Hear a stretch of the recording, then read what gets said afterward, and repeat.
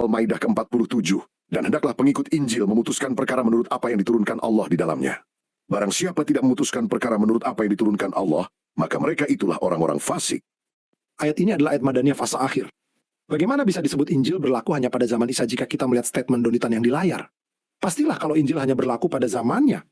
Tidak mungkin ayat ini turun dan pengikut Injil disuruh mengikuti Injil saat memutuskan perkara-perkara yang ada pada mereka. Bukankah saat ayat ini turun berarti kita tidak perlu berdebat lagi bahwa itu sudah di zaman Quran? Lalu bagaimana dengan Taurat? Apakah ada perintah bagi pengikut Taurat untuk tinggalkan Taurat dan beralih ke Quran? Tidak ada perintah di Quran untuk pengikut Taurat agar meninggalkan Taurat karena sudah tidak berlaku lagi lalu beralih mengikuti Quran. Sekarang kita lihat ayat ini. Al-Maidah ke-44. Sungguh, kami yang menurunkan kitab Taurat. Di dalamnya ada petunjuk dan cahaya. Yang dengan kitab itu para nabi yang berserah diri kepada Allah memberi putusan atas perkara orang Yahudi. Pertanyaan ini sering muncul dalam debat. Kalau Injil hanya untuk umat Nabi Isa, kenapa QS Al-Maidah 47 menyuruh Ahlul Injil berhukum dengan Injil pada masa Nabi Muhammad? Jawabannya harus dilihat dari konteks ayat, prinsip usul Islam, dan logika risalah para nabi.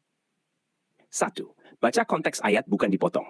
Rangkaian ayatnya bukan hanya 47, tapi 40-40-an. QS 54, Taurat berisi petunjuk dan cahaya. Para nabi Bani Israel berhukum dengannya. QS 546, Isa datang membenarkan Taurat dan diberi Injil. QS 547, Ahlul Injil diperintahkan berhukum dengan apa yang Allah turunkan di dalamnya. QS 14, Allah menurunkan Al-Quran sebagai muhaimin, nyempurna dan pengoreksi atas kitab-kitab sebelumnya. Artinya, ayat bukan perintah abadi setelah datangnya Islam. Ayat itu adalah penegasan bahwa kitab tersebut dulu memang wahyu yang harus ditaati oleh umatnya. QS 548. Dan kami turunkan kepadamu Alkitab dengan membawa kebenaran, membenarkan kitab sebelumnya dan sebagai penjaga atasnya. Kata muhaimin berarti mengoreksi, mengawasi, menjadi standar terakhir. Jadi otoritas final pindah ke Al-Quran. 2. Prinsip Islam. Setiap nabi untuk kaumnya, Muhammad untuk seluruh manusia. QS 34-28. Kami tidak mengutus engkau melainkan kepada seluruh manusia sebagai pembawa kabar gembira dan peringatan. QS Dudi Berslide 58. Katakanlah, wahai manusia, sesungguhnya aku adalah utusan Allah kepada kalian semua. Hadis sahih. Para nabi diutus khusus kepada kaumnya, sedangkan aku diutus kepada seluruh manusia. Artinya, Taurat umat Musa, Zabur umat Daud, Injil umat Isa. Al-Quran seluruh manusia termasuk Yahudi dan Nasrani. 3. Mengapa QS 547 masih menyebut Injil di masa Nabi Muhammad? A. Hujah atas ahlul kitab. Allah sedang menyudutkan mereka dengan kitab mereka sendiri. Logikanya, jika kalian benar beriman pada Injil, maka Injil memuat tauhid dan nubuat, dan Injil juga mengarah pada datangnya Nabi setelah Isa. Maka seharusnya kalian menerima Muhammad. QS 7-57, yaitu mereka yang mengikuti Rasul Nabi yang ummi, yang mereka dapati tertulis dalam Taurat dan Injil yang ada pada mereka. Jadi ayat 47 bukan menguatkan Injil sebagai syariat final. Tapi, kalau kalian konsisten dengan Injil asli, kalian akan sampai pada kebenaran yang sama dengan Islam. B. Perintah sementara sebelum hukum Islam diterapkan penuh. Pada masa awal Madinah, komunitas Yahudi dan Nasrani masih hidup dengan kitab mereka.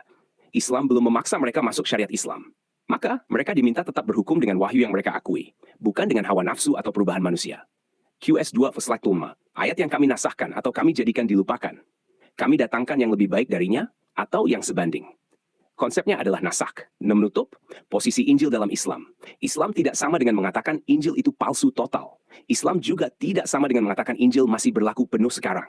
Islam mengatakan, Injil adalah wahyu Allah kepada Isa. Injil membenarkan Taurat. Al-Quran membenarkan Injil. Al-Quran menjadi penyempurna dan korektor akhir. QS 385. Barang siapa mencari agama selain Islam, maka tidak akan diterima darinya. Setelah risalah terakhir datang, standar keselamatan kembali ke wahyu terakhir. Injil benar pada masanya. Al-Quran benar untuk semua masa.